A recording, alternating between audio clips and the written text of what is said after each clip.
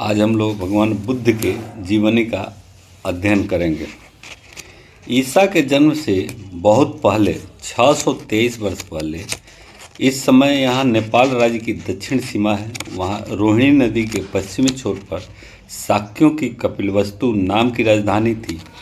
वहाँ सुशोधन शाक्य राज्य करते थे। उन्हें 2 रानियाँ थी, माया और प्रजापति। राजा की 45 वर्ष की आयु में माया देवी को गर्भ रहा। प्रसव का समय समीप आया। देख माया ने अपने मायके कोलियों की राजधानी देवदह जाना चाहा। राजा ने कपिलवस्तु से देवदह तक की यात्रा का वैसा ही प्रबंध किया जैसा एक रानी की यात्रा के लिए होना चाहिए था। रानी देवदह पहुंचने भी न पाई थी कि रास्ते में लुम्बिनी वन, जिसे रुम्मन देई, जो नौतनवा स्टेशन के से प्रायः 8 मील पश्चिम में है, साल वृक्ष के नीचे सिद्धार्थ का जन्म हुआ। पुत्रोत्पत्ति के बाद माया देवी अधिक दिन तक इस लोक में न रही। 1 सप्ताह के भीतर ही भीतर परलोक गामनी हो गई। बालक सिद्धार्थ बचपन से ही होनहार था, चिंताशील था और एकांत प्रेमी था। राजा सुशोधन अपने पुत्र की इस चिंताशील प्रवृत्ति से डरता था कि न जाने यह उसे किस ओर ले जाए। उसने मंत्रियों को सलाह से जितनी जल्दी हो सके उतनी जल्दी ही उसे ब्याह के प्रबंध में बांधना उचित समझे। कोलीय कुमारी जसोधरा से उनका ब्याह कर दिया गया। एक ओर था एक समृद्ध परिवार का विलासमय जीवन और दूसरी ओर थी सिद्धार्थ की विचारपूर्ण प्रवृत्ति। विलासमय जीवन चिंताशील प्रवृत्ति को न बदल सका। एक दिन सिद्धार्थ अपने रथ में बैठकर भ्रमण के लिए जा रहे थे। उन्होंने देखा रास्ते में एक श्वेत केश जीर्णकाय व्यक्ति लकड़ी के सहारे अत्यंत धीरे धीरे चल रहा है। सिद्धार्थ ने सारथी से पूछा, छन्नक, इस व्यक्ति को क्या हुआ है? यह ठीक से क्यों नहीं चल रहा है? इसके केश श्वेत क्यों है? वह कांप क्यों रहा है? कुमार, वह व्यक्ति हमेशा ऐसा ही नहीं था। बचपन में इसने भी माता का दूध पिया है, जवानी में इसने भी धनुष को टंकोरा है, लेकिन अब बुढ़ापे में यह ऐसा हो गया है। छन्नक, क्या यह बुढ़ापा इसी को हुआ है अथवा सबको होता है? कुमार, सबको। छन्नक, तो रथ को वापस करो। चित्त में यह दुखद वेदना लेकर मैं उद्यान की सैर न कर सकूंगा। इसी प्रकार एक दूसरे अवसर पर एक रोगी तथा एक और अवसर पर एक मृत व्यक्ति के दर्शन ने कुमार के हृदय पर वह छाप लगाई कि वह दिन रात यह सोचने लगा, इस बुढ़ापे से, इस व्याधि से तथा इस मृत्यु से मुक्ति का मार्ग है अथवा नहीं। यदि है तो कौन सा है? इसी बीच में उन्हें एक शांत प्रसन्नमय सन्यासी के दर्शन हो गए। इसका परिणाम यह हुआ, सिद्धार्थ के मन में एक दृढ़ किंतु मौन संकल्प। वह उस पर निरंतर विचार करने लगे। इस समय गौतम की आयु 28 वर्ष की हो चुकी थी। जसोधरा देवी से उन्हें राहुल नाम का एक पुत्र था। सन्यासी के दर्शन के बाद से गौतम दिन रात यह सोचते थे कि वह अपने परिवार की ममता और महलों के सुखमय जीवन को छोड़ किस प्रकार जंगल का रास्ता लें। उनके मन में कितना बड़ा संघर्ष हुआ होगा। एक ओर प्रजापति गौतमी की मातृवात्सल्य, जसोधरा की पति भक्ति, राहुल का पुत्र स्नेह तथा महलों का विशाल विलासपूर्ण जीवन, और दूसरी ओर थी एक आदर्श की धुंधली झलक। श्रेय ने प्रिय पर विजय पाई। एक रात चुपके से अपने कंथक घोड़े पर चढ़कर छन्नक सारथी के साथ राजकुमार कपिलवस्तु से विदा हुए। बौद्ध ग्रंथ इसे सिद्धार्थ गौतम का महाभिनिष्क्रमण कहता है। शाक्यों के देश से मल्लों के देश में घूमते घूमते वह अकिंचन राजकुमार विद्यार्थी गंगा पार कर राजगृह पहुंचा। मार्ग में अलार कलाम सदृश अनेक साधु महात्मा मिले, किंतु न तो किसी के कर्मकांडी जीवन और न ही किसी के सूखे दर्शन शास्त्र ने कुमार के हृदय की प्यास बुझाई। राजगृह में बिंबिसार नरेश ने आग्रह किया, तुम्हारी वह बन बन घूमने की अवस्था नहीं है। तुम या तो अपने माता पिता के पास लौट आओ या मेरे साथ ही राज्य के हिस्सेदार बनकर रहो। कुमार को जंगलों के क्षुब्ध पिपासा मैं जीवन का पर्याप्त अनुभव हो चुका था, लेकिन तब भी राजा बिंबिसार का आग्रह उन्हें अपने प्रण से न डिगा सका। उसका एक ही उत्तर था, या तो जिस उद्देश्य की पूर्ति के लिए गृह त्याग दिया है उस उद्देश्य की पूर्ति होकर रहेगी, या उस प्रयत्न में शरीर उत्सर्ग होकर रहेगा। राजगिरी से चलकर सिद्धार्थ गया के पहाड़ी जंगलों की ओर बढ़े। वहाँ नैरंजना नदी के किनारे उरुवेला नामक स्थान पर 6 वर्षों तक तपस्या करते रहे। सत्य और ज्ञान की प्राप्ति के लिए जितने भी मार्ग उस समय ज्ञात थे, कुमार ने सबकी परीक्षा की। आहार त्याग से शरीर की कृशता की अंतिम सीमा तक पहुंचा दिया और इस क्रम को तब तक जारी रखा जब तक यह निश्चय नहीं हो गया कि इंद्रियों को सुखा देने मात्र से मन का समन नहीं हो सकता। उसका निश्चय था, चाहे मेरा चमड़ा नसें हड्डियां ही क्यों न बाकी रह जाए, चाहे शरीर मांस रक्त क्यों न सूख जाए, सम्यक संबोधि को प्राप्त किए बिना इस आसन को नहीं छोड़ूंगा।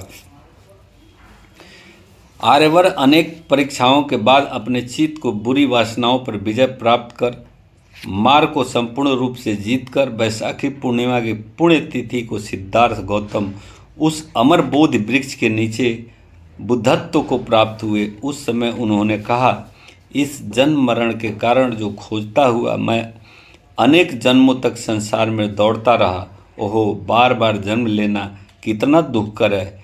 हे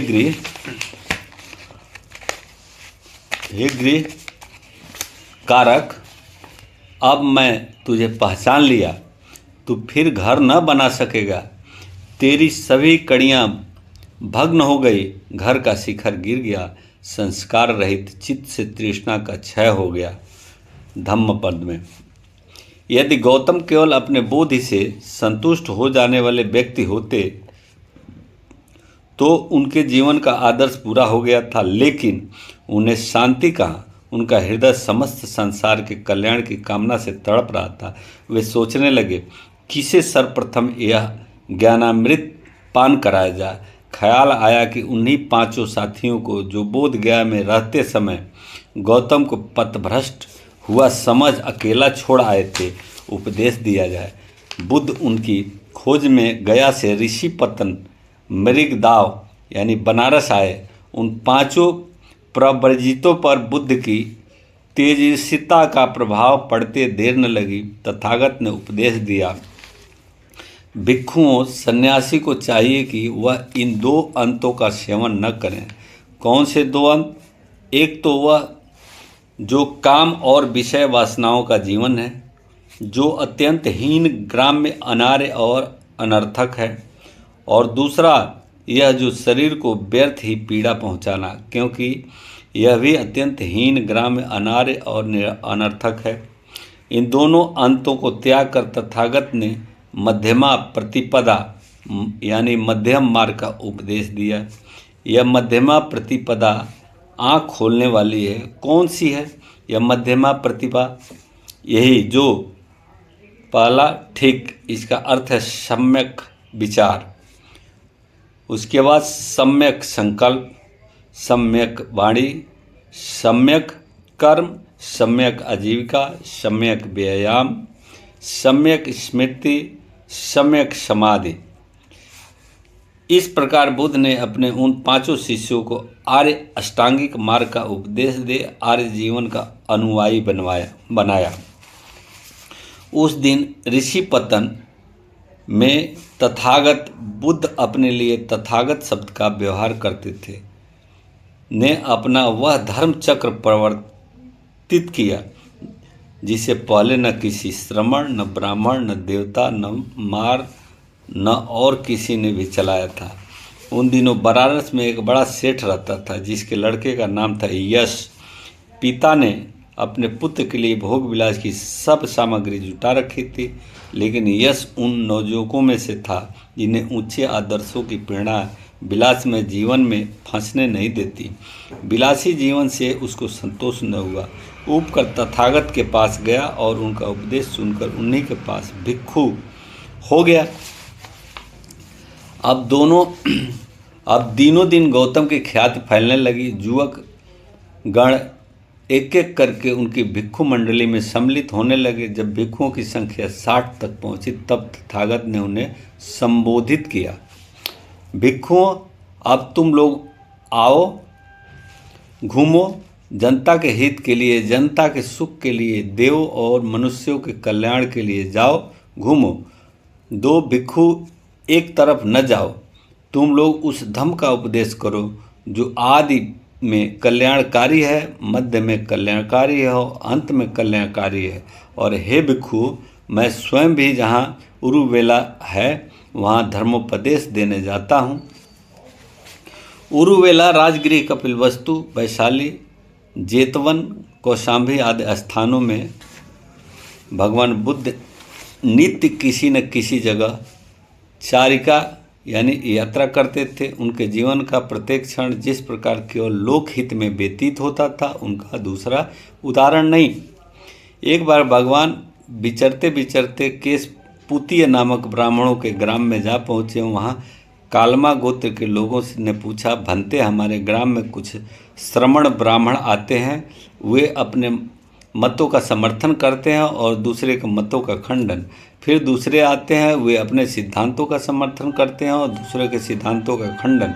भंते, हम कैसे जाने कि किसका कथन सत्य और किसका असत्य? कैसे जाने कि कौन सही और कौन गलत?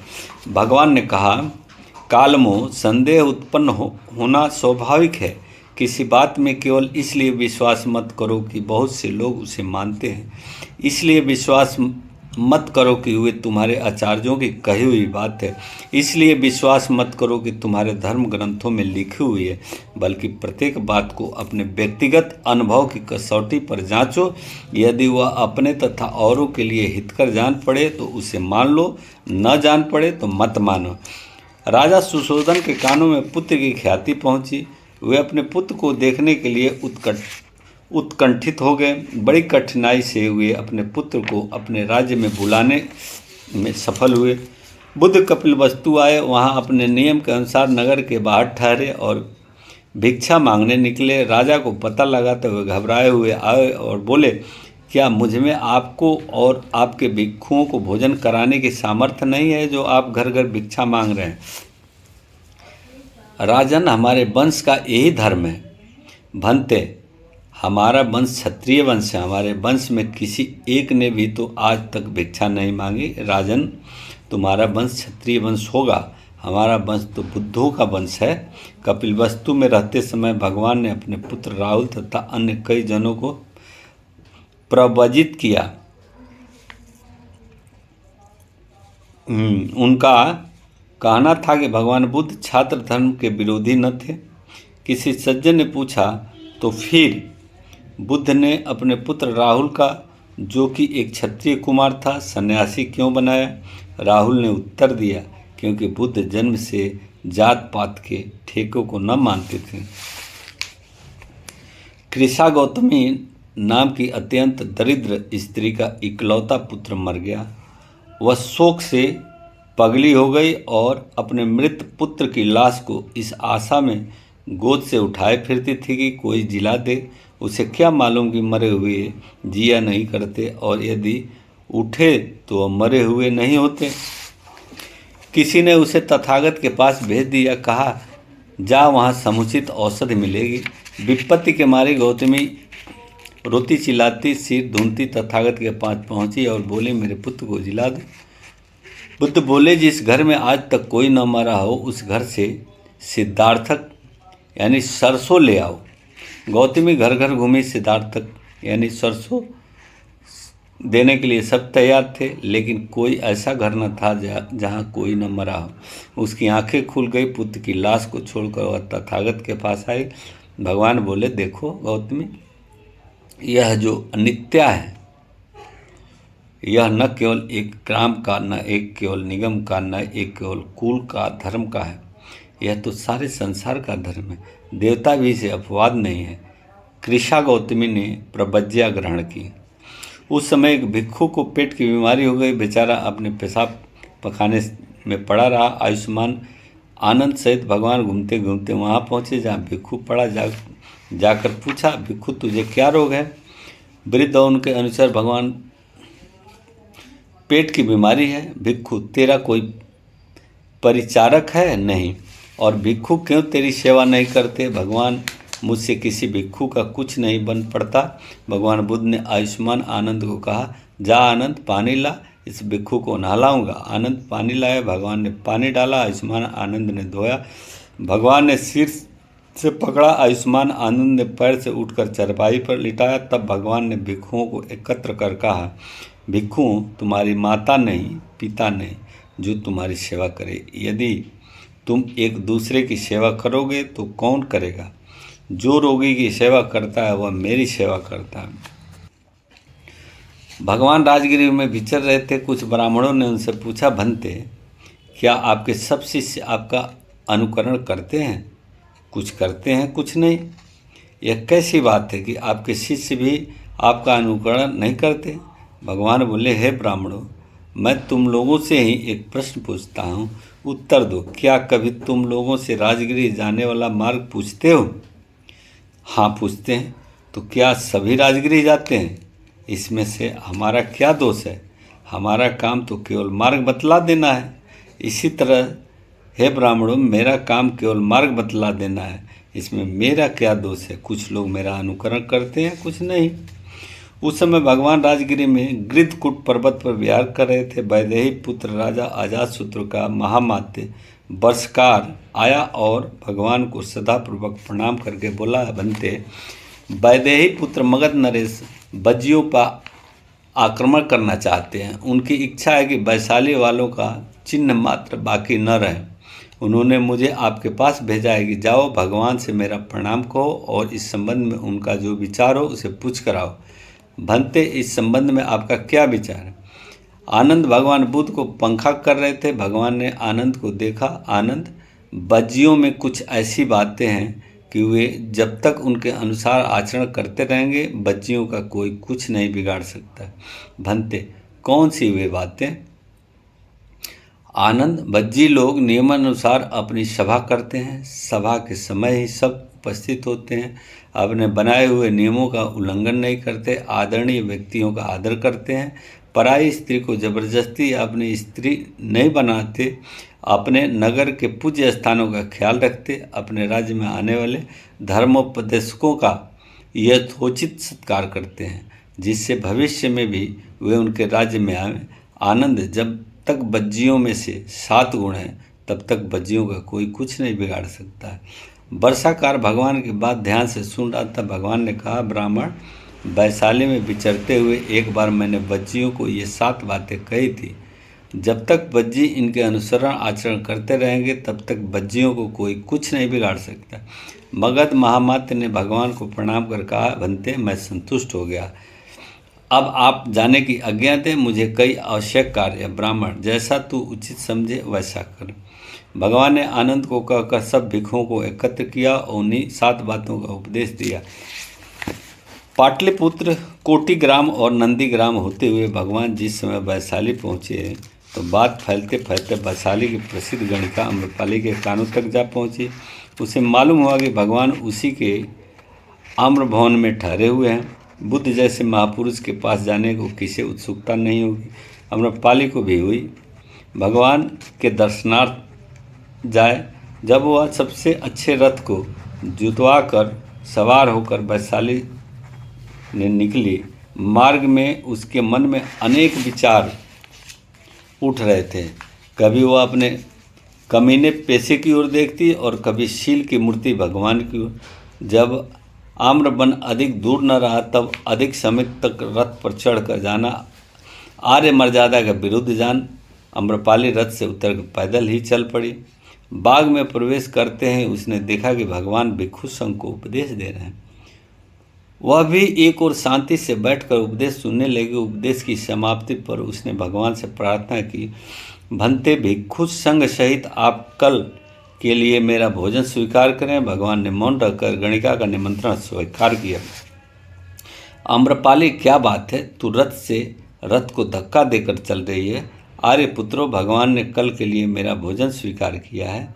लिच्छवी ने दांतों तले उंगली दबाई, बोले, आम्रपाली, यह दान हमें देने दो, हम तुझे इसके लिए 1,00,000 मुद्रा देंगे। आर्यपुत्री, 1,00,000 तो क्या, यदि आप बदले में मुझे सारी वैशाली भी दें तो भी यह निमंत्रण नहीं दे सकती। लिच्छवी बोले, ओह, चूक गए, हम हार गए, हमें इस गणिका ने जीत लिया।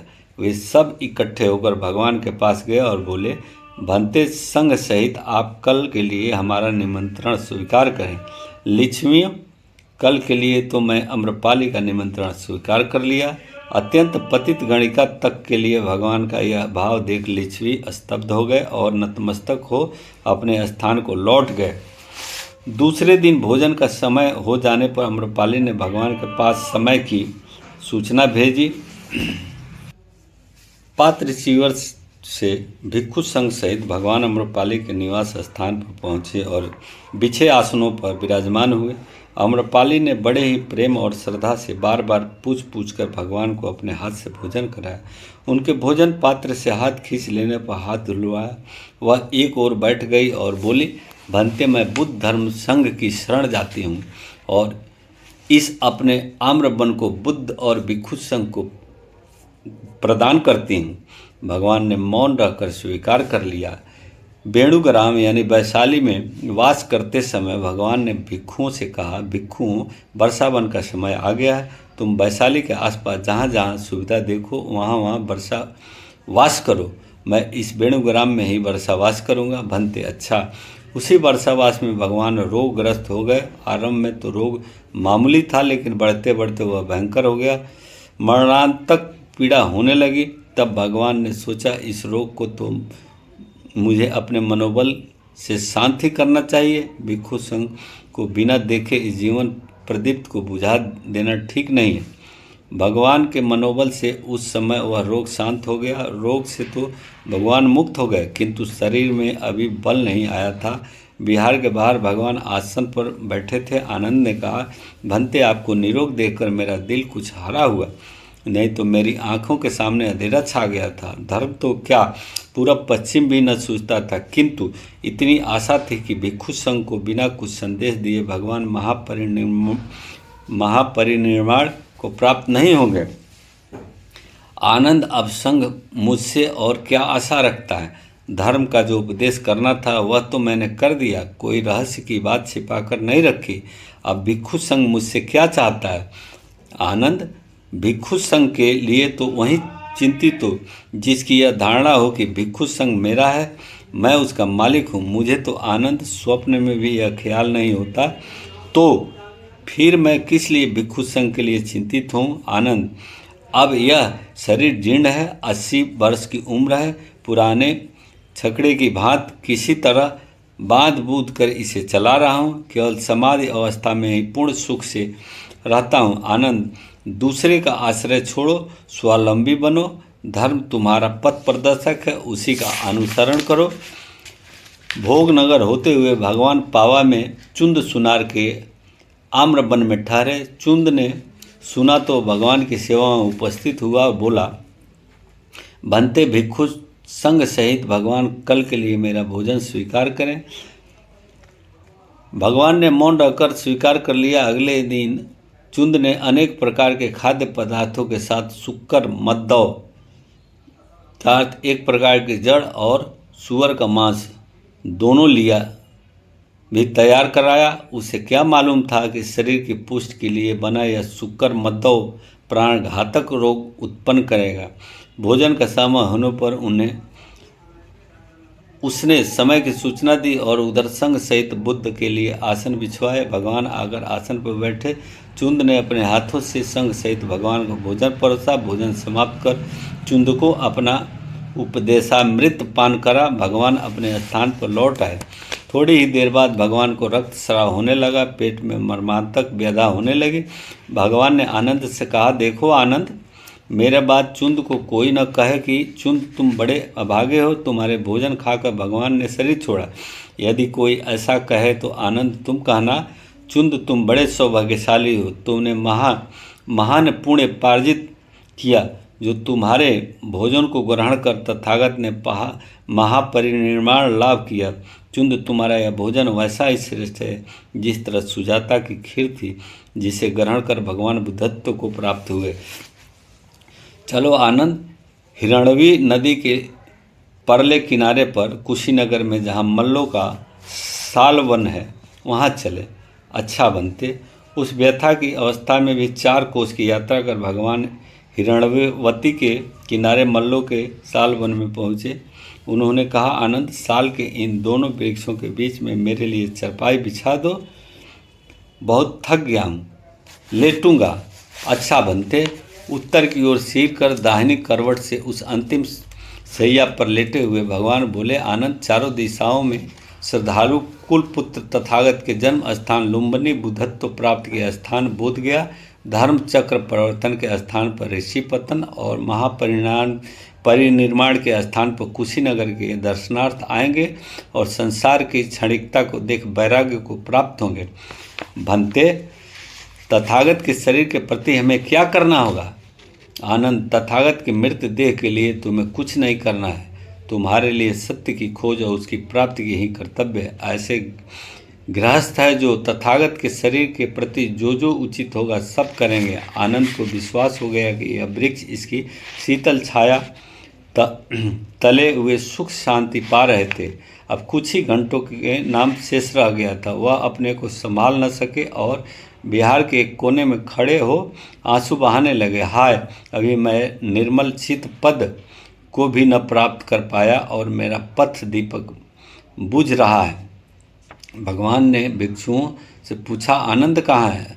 भंते, आनंद उधर खड़े रो रहे हैं, जाओ कहो कि तथागत बुला रहे हैं, आनंद आए। आनंद, यह शोक किस लिए? क्या मैंने पहले ही यह नहीं कह दिया है कि सभी प्रिय वस्तुओं का नाश होता है, अतएव वियोग अनिवार्य है? आनंद, क्या यह संभव है कि प्रियजनों का वियोग न हो? यदि नहीं तो फिर क्यों रोते हो? आनंद, तुमने इतने दीर्घ समय तक मन कर्म वचन से तथागत की सेवा करके अपार पुण्य संचय किया है। अब आनंद, तुम ऐसा प्रयत्न करो जिससे शीघ्र ही राग द्वेष और मोह रूपी पाशों से मुक्त हो जाओ। सुभद्रक परिव्राजक को मालूम हुआ कि भगवान मृत्युशैया पर पड़े हैं। उसने सोचा, श्रवण गौतम जैसे महापुरुष रोज रोज पैदा नहीं हुआ करते। मेरी शंकाओं की निवृत्ति का फिर ऐसा अवसर नहीं आएगा, निवारण कर लूँ।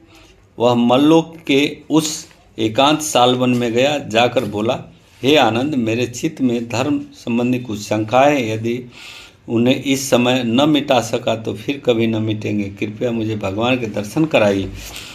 सुभद्र, यह भगवान ने शंका समाधान करने का समय नहीं है। भगवान परिनिर्वाण शैया पर हैं, अब उन्हें कष्ट मत दो।